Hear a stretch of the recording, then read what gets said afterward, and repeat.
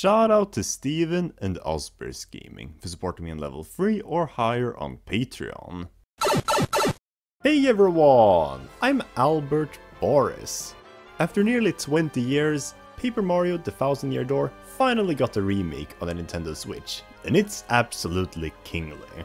Honestly, it's still kind of hard to believe that it actually happened. Growing up, I was always a huge fan of the Mario RPG games. They may not have been my first impressions of Mario. In fact, I never actually played one until I was almost 14, but safe to say, they've definitely grown to become some of my favorite Mario games. And Paper Mario The Thousand Year Door was easily one of the most memorable ones for me. The story, environments, and characters, all of it made for one of the darkest and most mature Mario titles. And it seems to be a sentiment most people share. So ever since this remake was first announced in the September Direct last year, you can only imagine how stoked I was to play it. And well, it lived up to my expectations. The new orchestrated soundtrack, the even more beautiful visuals, it's gorgeous. And even beyond the typical upgrades, there's automatic save files, more expressive character animations, and depending on the place you're in, stuff like the battle theme will actually change to accommodate the setting. Honestly, the only minor inconvenience I can come up with would be that the new art style isn't as immersive as the original version. Like yeah, I know it's Paper Mario, but the original game still felt like a lived world. A feeling that's kind of diminished when everything looks like cardboard. But ultimately, it's a trivial complaint, and it still looks breathtaking, so I don't really care too much. And most importantly, at least it's a step up from the previous 3 installments. Nah, Albert, you're giving it way too much credit. It's just a remake, and it doesn't even change that much in the larger scope. We should have gotten a new game instead. It's not like people couldn't play this game before. Well, maybe, but have you seen how expensive it is on eBay? Think about everyone else. This way, an entire new generation can also play this gem on a newer hardware, and I think that's great in its own right. So, shoo, evil twin. But yeah. So today, I wanted to rank all of the game's 8 chapters from worst to best. Or well, besides the prologue, since that's basically just a 40-minute intro for setting up the game. It has its charming moments from the introduction of Goombella, the X-Knots, as well as the blooper fight, but compared to the real chapters, it doesn't really stand a chance, and would easily be last anyways. But yeah, the chapters are definitely one of the game's biggest appeals for me. Not enough that the game has an engaging, overarching story as it is, involving a space cult, wanting to resurrect an ancient demon, but each chapter also has its own smaller story with its own world building, characters and stakes, and it makes the game only that much more interesting. So, with all of that being said, I say, let's get started.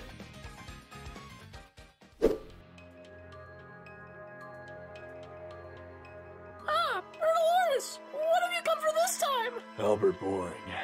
I want revenge. I'm sick and tired of always being relegated to as evil. He needs to be punished. No, we must be patient. Last time we tried to overthrow them, it didn't go so well for either of us. I know.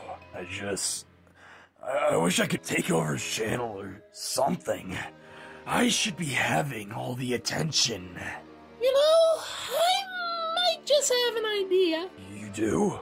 This is Albert's cartridge, and here's a bed sheet I extracted from it. What am I supposed to do with this? You'll see. Wait around 15 minutes. Just continue interrupting Albert in the meantime while wearing that. Very well.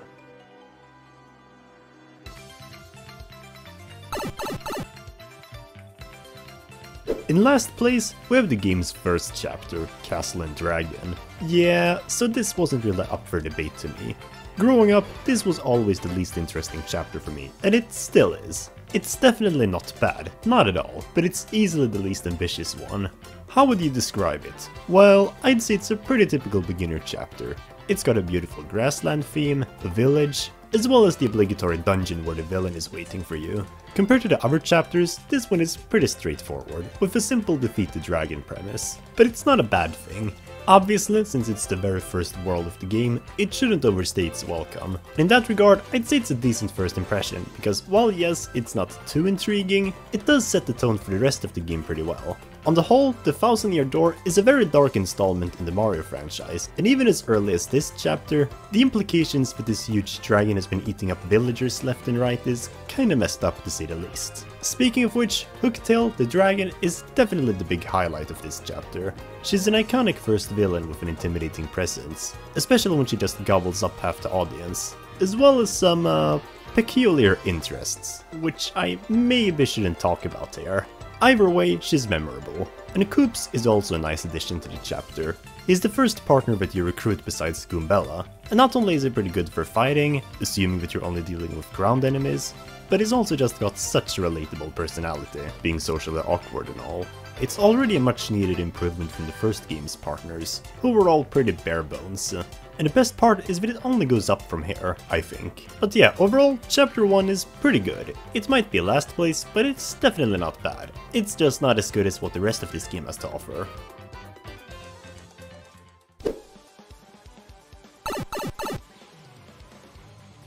Next up, in 7th place, is Chapter 5, The Key to Pirates. This one is pretty similar to the first chapter, in that it's just not as unique as the other ones in the game.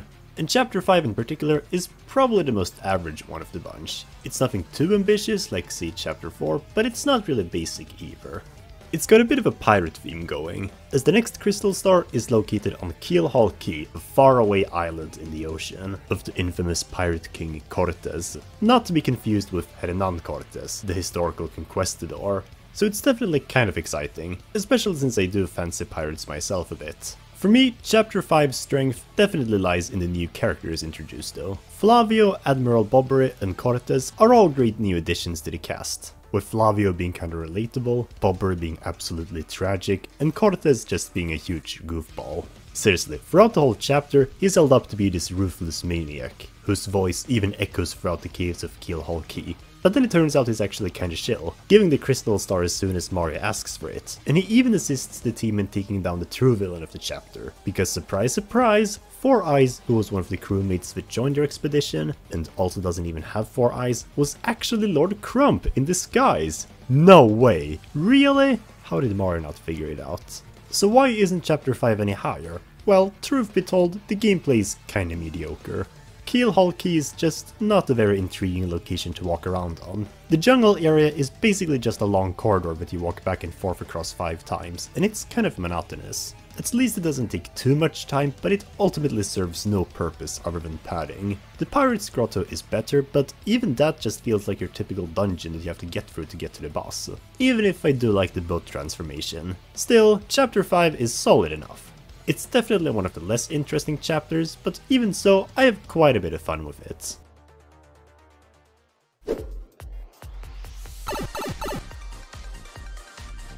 In 6th place, we have Chapter 7, Mario Shoots the Moon. This is the game's penultimate chapter, so naturally, it's where the game kind of starts to pick up on the main story. And it gets kind of climactic, as you infiltrate the base of the X-Nauts themselves. But before that, you have to get through what is possibly the worst segment of the entire game. See, the X-Naut fortress is located on the moon, and in order to get there, you have to get to the Fahur outpost, a remote icy village inhabited by Bob-ombs. As it turns out, their cannon is powerful enough that it can send you there with ease. But oh, would you look at that, you can't use it yet. You need help. First, you gotta track down Mr. Goldblum to get authorization to even use it, which is fine enough. He's just chilling in Pashla Heights with his family. But then, you gotta track down General White to even be able to use it. And this mission, holy Helvetica. This game is already infamous as it is for its backtracking, but this quest takes it to a whole other level, because you have to go through all the game's pre-existing levels to find him. And then when I've done all of that, it turns out he was just at home anyways. I wasted 30 minutes on this stupid fetch quest. And if you don't know about the hidden warp room, then you're gonna spend an additional 30 minutes. At least in the remake it takes a bit less time, since they added warps to Glitzville and Keelhaul Key in the pipe room, but I don't want to do any of this at all. But enough about that. In the end, we made it to the moon anyways. Surely it gets good now, right? It doesn't. Navigating the moon is an absolute nightmare, because even with Baby Yoshi, it takes 10,000 light years to move an inch, and so it just becomes a chore, despite how amazing the concept is. But thankfully, it goes by pretty quickly, and just as we know it, we're already at the base, and wait. This is actually really good. If I'm completely honest, the X-Naut Fortress is probably my favorite individual section in the game as a whole. You're already somewhat familiar with it from the intermissions when you control Peach, which makes it all the more epic once you get there yourself, even if it's just a bunch of corridors. And the music, just wow. It has no right going as hard as it does. Sadly, it ends off on an underwhelming note, as the boss is just Lord Crump in his Magnus von Grapple again, although at least the remix is really epic. But on the whole, the fortress definitely redeems the chapter a bit. Is it enough to make it great though? Unfortunately, not for me. As unbelievably amazing as it gets in the back half, the first half is just such a slog that it sucks out nearly all my enjoyment. Coupled with the anticlimactic boss battle, and it's only barely better than the first chapter. At least when it's great, it's really great, which is why I'm putting it above chapters 1 and 5, but man, imagine how much better this could have been.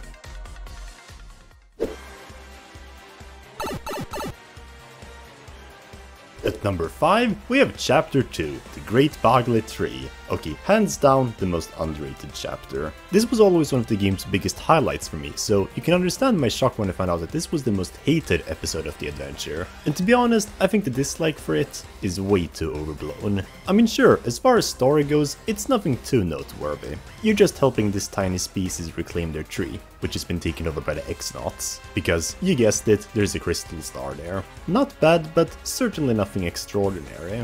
Although, on another hand, it's also the chapter where you first encounter the Shadow Sirens, as well as Madame Flurry, who sadly is the worst partner when it comes to battling, but I think she's a unique enough character. The main highlight of chapter 2 though is of course the world building. My goodness, is the forest absolutely stunning, especially in this version. The monochrome color palette gives it such a unique look, and it's only more appealing with all the bushes of fluff laying around. No doubt, it's definitely my favorite aesthetic from the game. So why is chapter 2 so hated then? Well, 2 words. The Punies. These are the residents that you have to help take back the Great Tree to. But not just that, they'll also be following you around for the better part of the chapter, all 101 of them, and trying to get them to stay with you can be kinda... Wait, how is this annoying exactly? No, seriously, I played this game 3 times now, and I never had issues with them.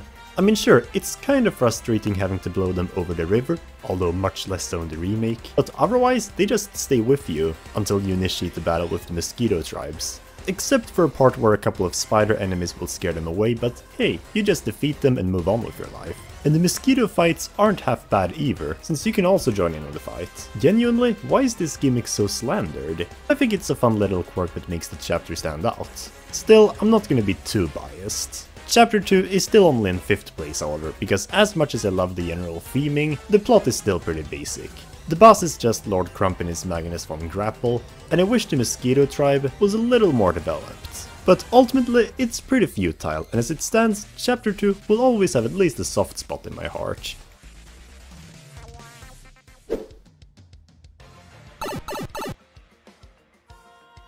Opening up the top half of the ranking, we have Chapter 8, simply titled The Thousand Year Door. Roll credits.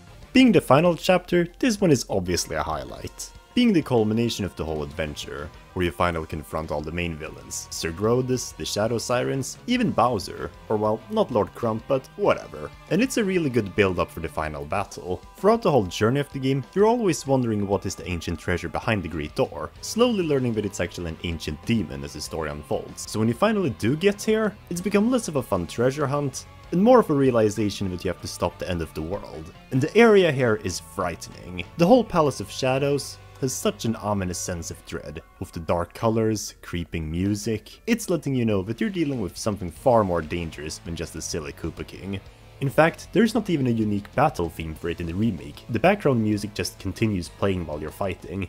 But speaking of the Koopa King, Bowser is also here since his side quest also led him to the treasure, but the real star of the show is the Shadow Queen, and this thing is creepy. Like, I'm just gonna let her opening cutscene speak for itself. I thought it was an especially cool twist that the Shadow Sirens were the true villains of the story, having actually used the X-Nauts as their pawns so that they could resurrect their former master, even if the epilogue kinda ruins it by suddenly making them turn good. Like, I'm sorry, how does that make any sense? Otherwise, it's really solid. However, as excellent as this chapter is of a conclusion, it's also just kind of formulaic gameplay-wise. The whole thing is basically just one huge dungeon that you have to traverse in order to get to your final destination. And more often than not, I kept wondering when I'd finally reach the end, because sure, even if the atmosphere is chilling enough, it's also just one huge corridor. But in the end, I still think it's a great chapter. The story and build-up is just so intriguing that I'm always filled with determination whenever I get to it.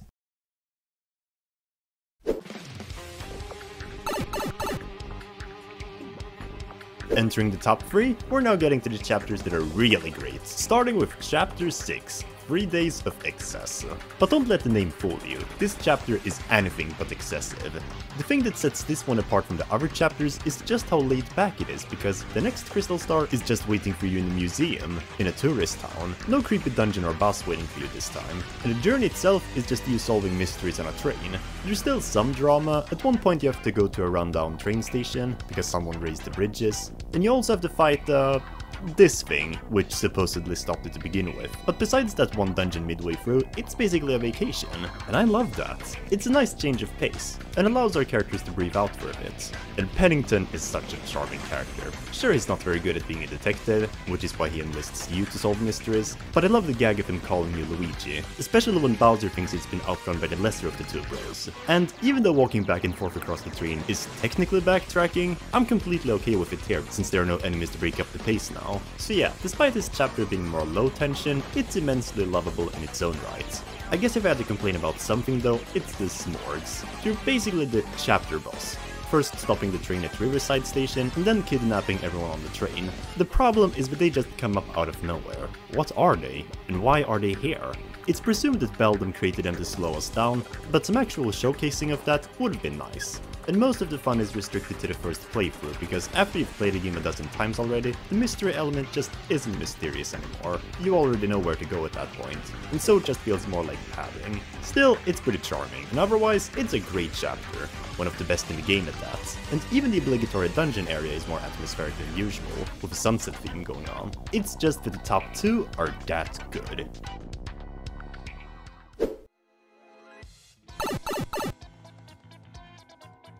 Chapter 4, For the Pigs to Bell Tolls, takes the silver medal on my ranking. How can this be in second place when it has the worst backtracking in the entire game?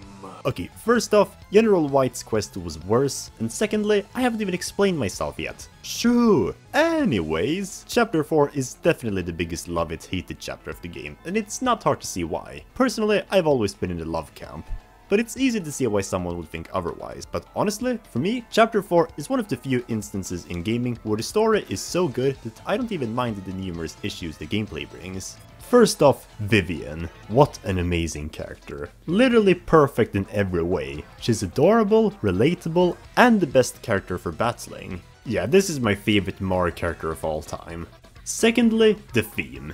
This is spooky. A village in constant twilight, where the residents are slowly turning into pigs, one by one. Yeah, this would have scared me if I was a kid. So basically, the plot is that you venture to the creepy steeple, to stop the trickster behind this curse. Oh, he's already defeated. Well, that was anticlimactic. Oh well, I guess we'll just... What the fuck? Yeah, so as it turns out, the ghost that you just beat has now stolen your identity. And the only way to get it back is by finding out what its real name is. This took me by complete surprise the first time I played it, and I love how out of the blue it is. Sadly, it's also because of this interesting twist that Chapter 4 suffers in the gameplay department. Because originally, you had to walk back and forth across the Twilight Trail 5 times to progress the story. And it's a long way, filled with unavoidable enemies. The first time is, well, it's the first time, so of course it's okay. The second time, you've lost most of your abilities and friends, giving it a different feel as if the whole world is against you, so that's also fine. And for the third time, you get time to bond with Vivian, the new partner of this chapter. Admittedly, the fourth and fifth times, a little excessive in the original, since nothing really changed gameplay-wise, and it just seemed like pointless padding. But wait, hold on, they fixed that! Now you can just take a warp pipe between the town and steeple after learning Duplis' name, which saves so much time. The single biggest issue has finally been solved. And hopefully, Chapter 4 will now get the love it always deserved. But honestly, even if they didn't add a pipe, I'd still put this as my second favorite chapter.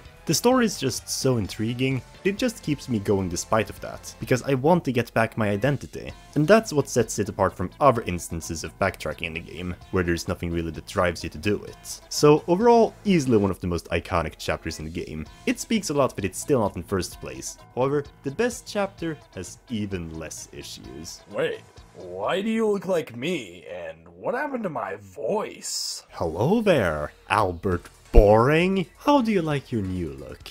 Wait, What have you done? It's simple. Your name, voice, and YouTube channel all belong to me now. I'm literally you. Dude, how could you? I mean, I get you're supposed to be like evil, but come on. I've been waiting in your shadows for a long time now. Watching you grow popular, make friends. It's time for a change. I'm finally you. This is so much better than being your evil twin. In fact, I think I'll stay like this forever. But you know what? I'll give you a chance. If you can guess my real name, I'll give back my identity. Yes, I know I played the game. And dude, I already know you. But that'll have to wait. First, let's finally move on to Albert's, my favorite chapter in the game.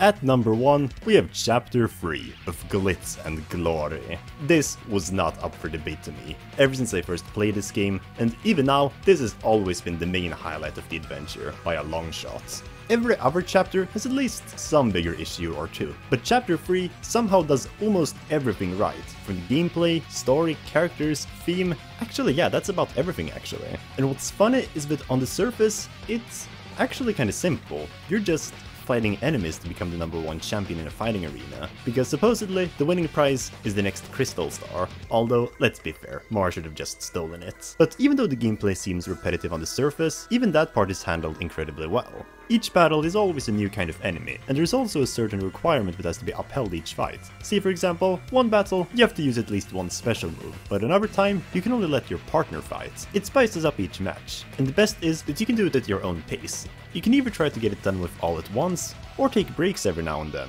and interact with the locals. It's already great, but then this story, my god, does it perfectly complement the gameplay. At first, this seemed like just like any regular fighting tournament, but as the story goes on, things start to get kind of fishy. First, you get these mysterious messages from a certain Mr. X, who's secretly guiding you, and then another guy is sending hate mail, telling you to stop fighting, and then you find some of your friends flattened under some crates. Or well, they're already flat, but you get my point. More and more, things are starting to not be as they seem, and then once you beat the champion, it all comes together. This slimy manager, who seemed so charming and uplifting, was actually sucking out the life force of fighters to stay young forever. I didn't want to believe it because I'd grown to love him so much, but hey, not much to do about it. I love how this twist played right into my feelings. And the change of tone when you fight Grubba, or well, Macho Grubba, is immaculate. All of the other fights up until this point were relatively lighthearted and upbeat, even against the Grand Champion Rockhawk. But now that you're fighting an actual bad guy, the soundtrack becomes much more creepy and messed up. Without a doubt, my favorite antagonist in the game. And I didn't even mention Baby Yoshi, the partner you get in this chapter, and I love him as well. It's cool how he'll become a different color depending on how long it takes for him to hatch. I love being able to name him whatever I want to, and he's just got such an uplifting personality. I guess if I had to complain about something in this chapter though, it does, yet again, tend to get a bit repetitive with all the fighting at times. Arguably, it's the longest chapter in the game, clocking in at almost 3 hours, and that's if you speed through it. But hey, you're not supposed to do that. You're meant to take your time, and that's when it really gets to shine. All in all, Chapter 3 is, without a doubt, my favorite in the Thousand Year Door, and will probably always be. Alright, I think I've given you enough time to ponder my question now. What is my name? Do your worst. Dude, I already know your name. Bertil Oris. What? No! It can't be! No, no, no, no, no, no, no, no, no, no, no, no, no! Oh, man. Finally, I'm back to my old self. You did not think this through, brother. I wanted to be you. I wanted your fame. Everything. Well, that's certainly low standards. You should have hijacked Swiftjar instead. Wait a minute. Did somebody say my name? No, I didn't mean it! Anyways, that wraps up my ranking of the 8 chapters in Paper Mario: The Thousand Year Door. Thankfully, my evil twin brother stuck to the script I wrote, so don't worry, those were my true opinions on chapters 3 and 4. But what is your ranking? Did you agree with me or not? Make sure to let me know what your favorite chapter is, and if you're enjoying this game yet. In the meantime, make sure to like, share and subscribe to my channel for more videos like this, and follow me on Discord, Twitter and Patreon, and I'll see you all soon. With all that being said, I'm signing off. Until next time.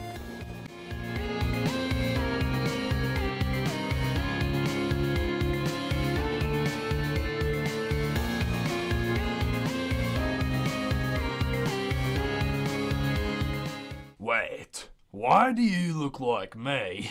And why do I sound like